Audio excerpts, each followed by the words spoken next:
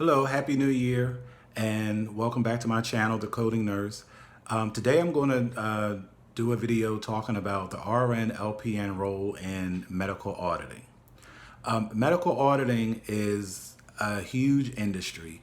I'm going to have a couple of links in the description box of this video because I'm going to first include a link to the CMS website, cms.gov, because you cannot talk about anything related to medical coding and billing without talking about CMS. Because CMS, which stands for Centers for Medicare and Medicaid Services, is the largest healthcare provider in the country. And they pretty much, a lot of policies that they institute, a lot of other larger private health insurances tend to follow. And also, I'm going to include a link to the Cpma section of the AAPC website, because right now, the only auditing certification that I'm aware of is through AAPC. And while we're talking about AAPC, I'm going to talk about AAPC and AHIMA. When it comes to medical coding, period, the main two organizations that you will always hear referenced, they are AHIMA and they are AAPC. When it comes to clinical documentation, there's another organization that provides certification, ACDIS, but for this video, which is just covering medical auditing, it's going to be AAPC. If you are following another program or another organization says that you can get certified through them, if it's not AAPC or AHIMA, you're not going to get a job. And you don't have to take my word for it. All you have to do is, I'm also going to include a link to Indeed.com, because every coding job that I've had, I've gotten it from Indeed.com. I've gotten it from either directly applying or from having my resume posted on Indeed or LinkedIn. Employers have reached out. But I prefer, me personally, I just like Indeed.com. There's another one, Glassdoor, but Glassdoor seems to be, I don't know, I just like Indeed.com better. So what you can do is you can go to Indeed.com and just put in CPMA. Just put in those initials. Don't put in any city, because I want you to see how many jobs there are all over the country with just that certification. And then look up the type of job, look up what kind of experience they require, what kind of certifications they require, and you'll see that auditing is really, really huge. So getting back to auditing, largely is broken down into two types. Prospective, or some people call concurrent reviews, and retrospective reviews. Prospective reviews or concurrent reviews are usually done by the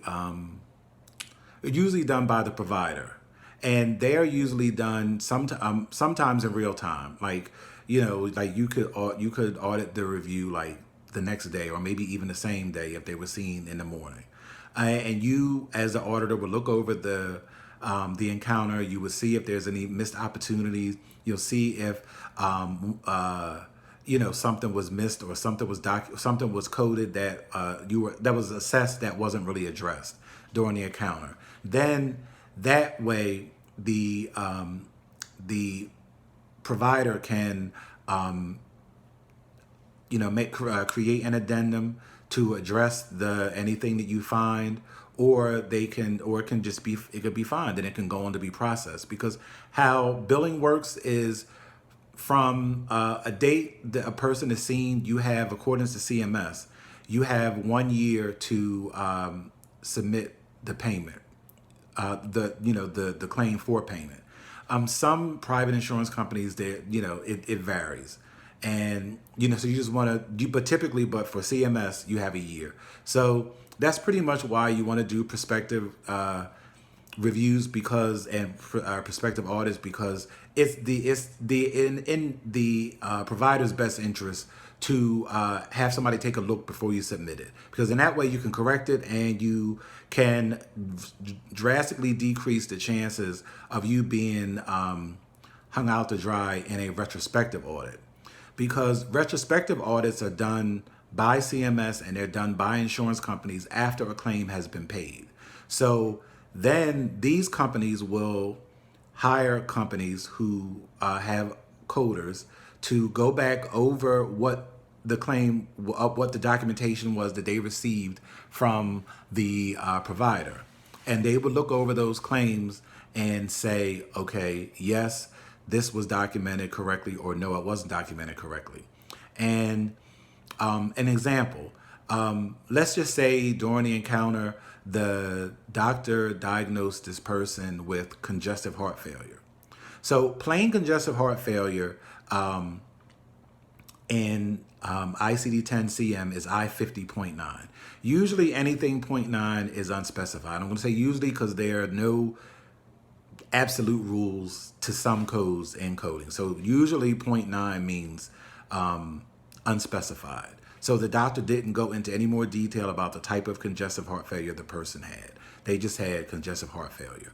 And let's just say the doctor has congestive heart failure, but if you're on the billing side and you look at the actual CMS 1500 form, and the form has I50.8, or it has some other kind of code there, that's not the same code. So they would not be paid for that because they would have to clarify.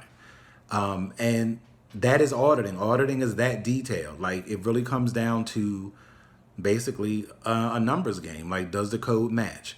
And you'll also have, there are also instances where you might have a code under the assessment, but the provider never addressed it, like, at all, like never mentioned it, either in the exam, either in the HPI, which is the history of present illness, didn't address it in the review of systems, and didn't address it in the plan.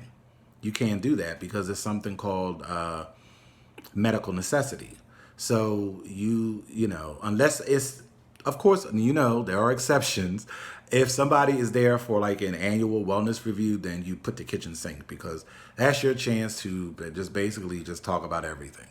So, but typically, a retrospective review will be done by the provider, will be done by the insurance company or CMS after they have paid, to make sure that they are not overpaying claims. And speaking of overpayments, I did some research before I did this video, and CMS, it was estimated as of last year that over the past 5 years, CMS has overpaid $2 billion in claims. Some people say that that's, according to what I read, some people say that that's on the low side. I've read as high as 60 billion, but either way you go, it's a lot of overpayment. And even if you divide 2 billion by 5 years, that's $400 million a year. That's our tax money that is being wasted and into overpayments and paying people for, services not really rendered. And some of it is mistaken. Some people really don't know. And some people are fraudulent. And that's I want to talk about the OIG, which CMS is under the Health and Human Services Department. And the OIG is also under the Health and Human Services Department, but the OIG works in conjunction with the Department of Justice to enforce overpayments. And the OIG and the DOJ prosecute fraud. So let's just say during a retrospective audit, CMS determines that Dr. Z has had, like, let's just say like $1 million in overpayments, and they go through and they're like, okay, no, this is fraudulent. Like, this was intentional, because that's what fraud means. To prove fraud, you have to prove intent. So let's just say that they have him dead to right, and they go after him because the Department of Justice will prosecute him, but the OIG will establish all the paperwork and all of the information. Then they pretty much work in conjunction and hand it off to the Department of Justice to go after him. Now, most people will not go to court. Once the OIG pretty much nails them, they'll enter into like some kind of arrangement to avoid prosecution. Some people, they'll just get prosecuted, and people do go to jail. So I kind of don't feel sorry for people who are caught up in overpayments, because especially when it comes to CMS, CMS will tell you what they're looking for. Like every year, the OIG publishes something called the Oig Work Plan, and it's published, I want to say during the summer of the year prior. So like the work plan that's in effect right now for January to December of 2020 was written and published, I believe, in July or August of last year. So a facility, all they have to do is look at the work plan and just kind of like tighten up around those, those conditions that they're looking at. And it's not necessarily that's all that they do. It's only they focus on that but it changes annually because, of course, patterns change annually. Like, of course, like for years now, we've had like an opioid crisis. So that would be something that they would, be focused on, like providers who would see people who would tend to use opioids. So those providers would be subject to, more intensive review by CMS for that year with their subcontractors. So speaking of retrospective and prospective reviews, I have worked on both sides of, I've done both. I've done retrospective and I've done concurrent review. So concurrent review, I worked for a place last year. They were a Medicare Part C provider, and they were also a PACE program. So their participants were dual eligible, meaning that they were eligible for Medicare and also Medicaid.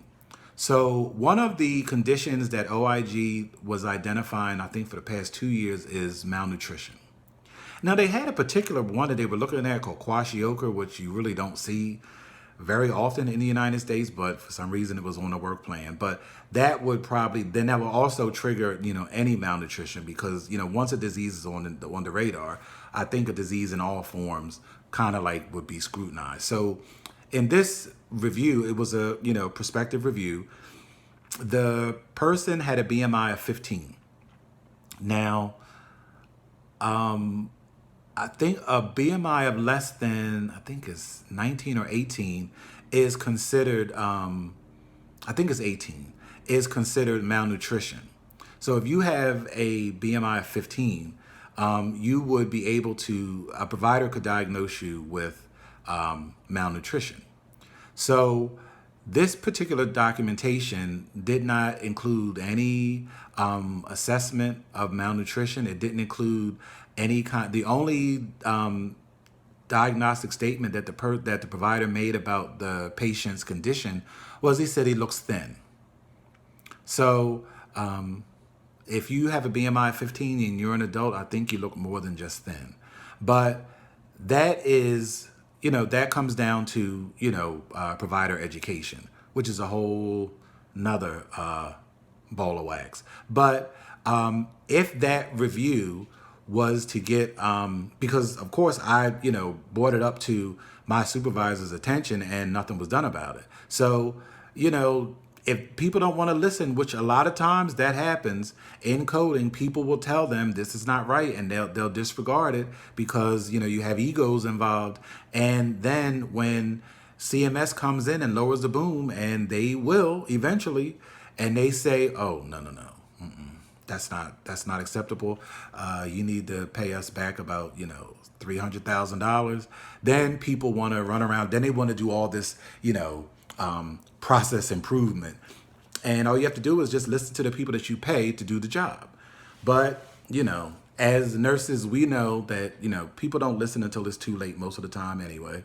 So that's why as a nurse coder, you will always, always, always have a job for a whole host of occupations. In coding, there's a lot of different areas and avenues you can, find your little niche and run with it, because it's anytime on the low end, they're overpaying $400 million a year. Like, that's a lot of money. And when you think about like the average price of a visit, like that's a lot. And you figure out like, look at all of the extra money in terms of like, let's just say somebody is not properly diagnosed and you have their own medication that they don't need, or they're getting too much medicine. Well, all that comes out of taxpayer money. And that's why auditing is so important. And the OIG will provide, guidance. I mean, there's even a process in CMS. It's called, I think, self-reporting. If you realize like, oh my God, like I really jacked up, like I had a coder who was back crap crazy, and he or she just submitted all kinds of crazy stuff, and I'm like, no, that's not right. If you go to CMS and say, you know what, this was not right, I realized my mistake, they'll work with you. They don't prosecute people who self-report, because basically you've done their job for them, and all they want is their money back, and they want you to do the right thing. So, and all that is really on like the CMS website, though it's cms.gov. But when I tell you that is like a colossal, massive website, there's all kinds of information, and you have to pretty much know what you're looking for, because you have to do everything through the search menu. Like you just can't go and it's not going to just pop out at you. You have to actually literally go looking for it. And you can go and look up, overpayment. You can go look up retrospective audits. You can go look up all kinds of things. And when it comes to retrospective audits and the time frames and CMS and insurance companies. CMS, they can go back 4 years. I thought I had read somewhere that it was 10 years, but I just recently read that they can go back 4 years, but they typically go back 3. And I can attest to that because I worked for a company last year that did what they call like RAD-V, which is like validation audits for CMS. And the encounter year was 2016, and that was 2019. So the only difficult part about that is you have to have a code book, because you have a lot of people who they really get all excited about these encoders, which, you don't have to flip through the book. But encoders are current. Like to my knowledge, you're not able to go into the system and reset the encoder to go back to 2016. So I have code books back from as far as 2015, because that's really when ICD-10 started. Because I haven't done any ICD-9 reviews since like 2016. So it's really no need. So but I have, I go back as far as 2015, and I read that you're supposed to keep those books for like at least 7 years. And for that exact reason, because if you get a job as a RAD-V auditor and they go back, let's just say it's, you start working next year and you get a contract and they want to go back to 2017, you have to have a 2017 code book, because the coding guidelines change. They change quarterly and they change annually. So what you might be able to code now in 2020, you might not have been able to code that in 2016. So you have to have a book to reflect the codes and the guidelines that were in place at the time the patient was seen. Let me take a look at my notes. I also wanted to give another example of when I was doing, I gave an example of the Prospective. I worked with the insurance, the provider, when the person was malnourished, but they weren't diagnosed. And I did retrospective. I did retrospective for an independent company that did like major health plans, and also worked for a company that did CMS retrospectives.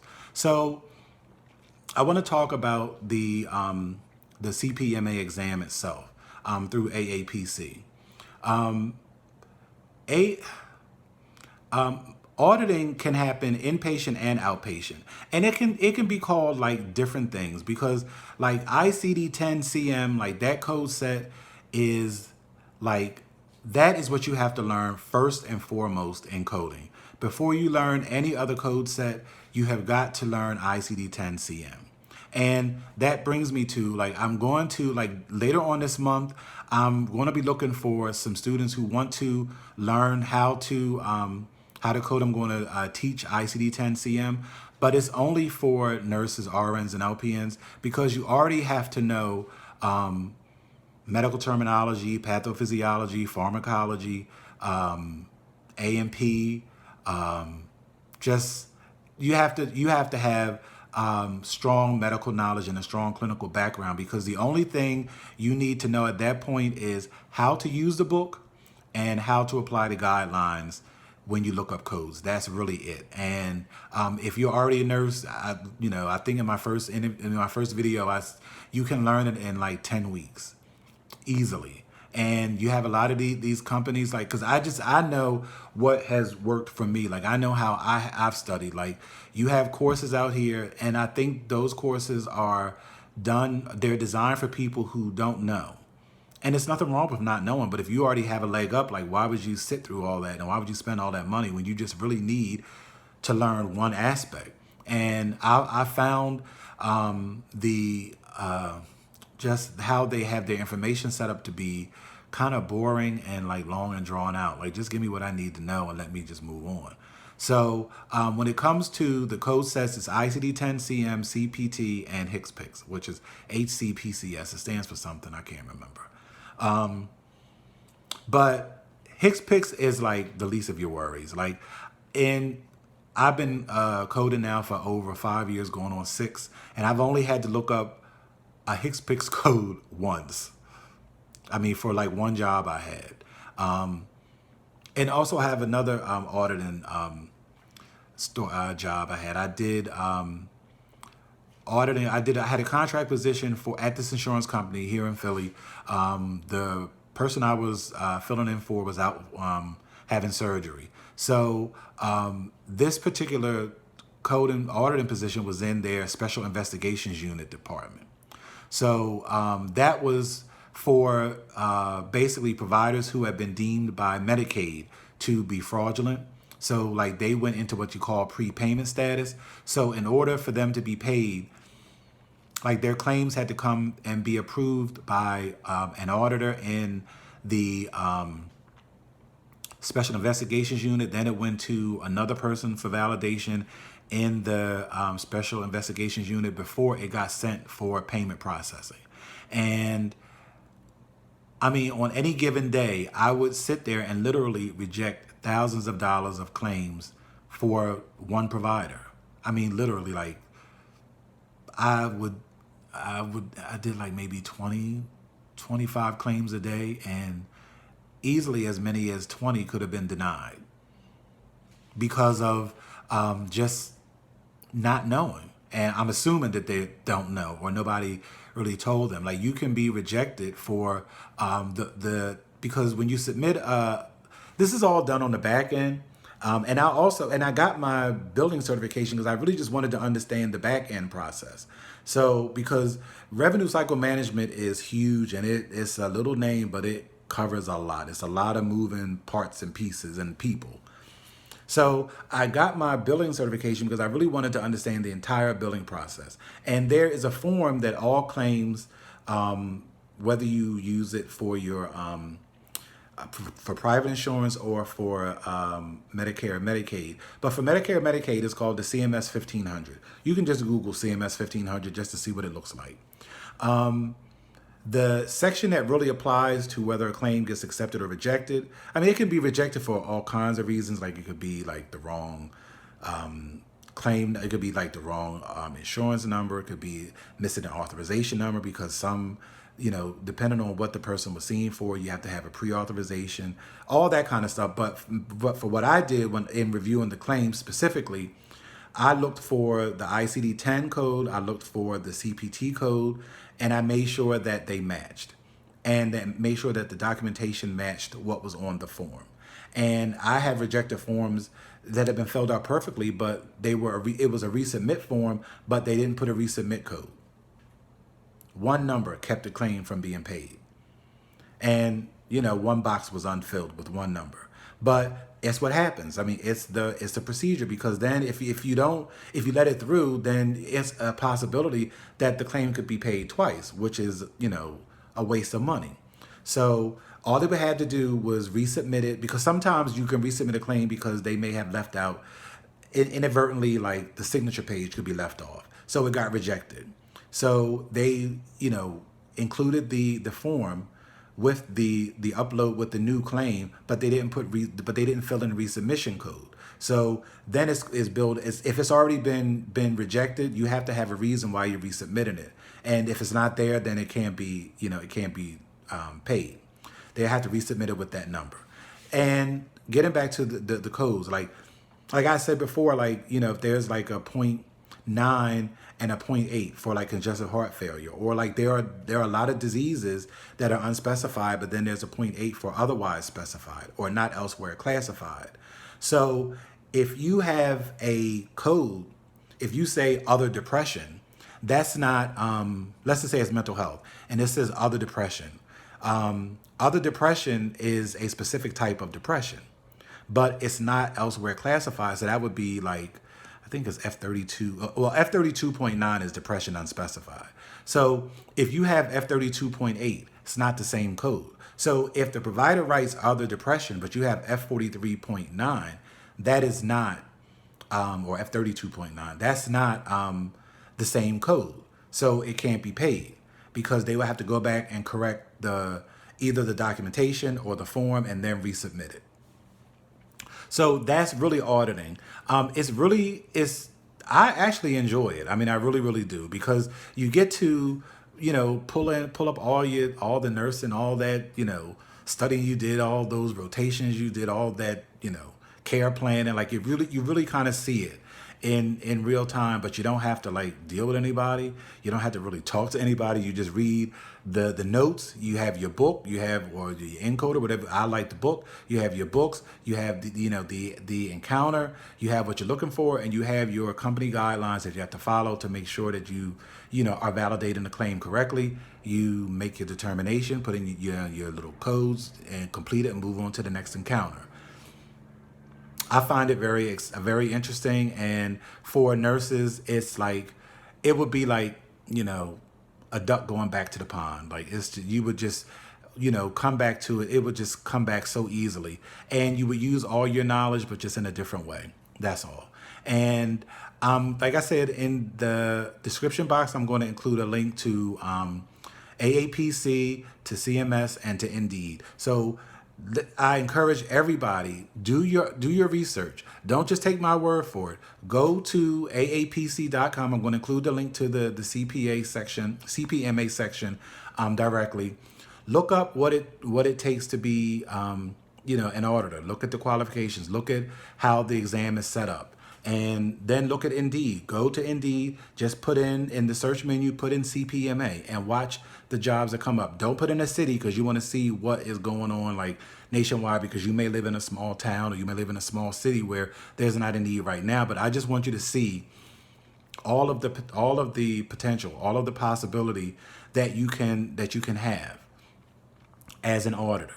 And it's just like, you don't have to, like, honestly, you don't have to have any other coding certification. If you want to just go straight for your CPMA, you can do that. But in order to pass the CPMA, you have to know ICD-10, CM, and you really have to know CPT. CPT is really just like procedures on the outpatient basis. That's basically it, because inpatient procedures, they use another code set, ICD-10 PCS, which I really, in my honest opinion, I really wish the outpatient procedures use the same inpatient PCS codes, because PCS is a whole heck of a lot easier to understand and a whole lot easier to think through and to audit. Way easier. So anyway, that's my 2 cents. But anyway, stay tuned for my other video. I'm going to put up another video later on today about the RN LPN role in clinical documentation, because there's a big difference between auditing and clinical documentation. In smaller organizations, they'll try to get you to do both, and you can, because they're not trying to, have 2 people, paying them, decent money. So if you can get 2 for the price of 1, but in larger institutions, just for the sheer volume of what they have to do, they have to separate it because they do very distinct things. So I'm going to, my next video is going to be about the RN LPN role in clinical documentation. If you have any questions, if you have any comments, please leave them at the bottom of this video. And I do respond to every question, or every comment that I see. I want you to stay tuned. I want you to like, share this video with other nurses, and subscribe to my channel. I have a lot of interesting content coming, and please ask your questions, and please come back for more. Have a great day.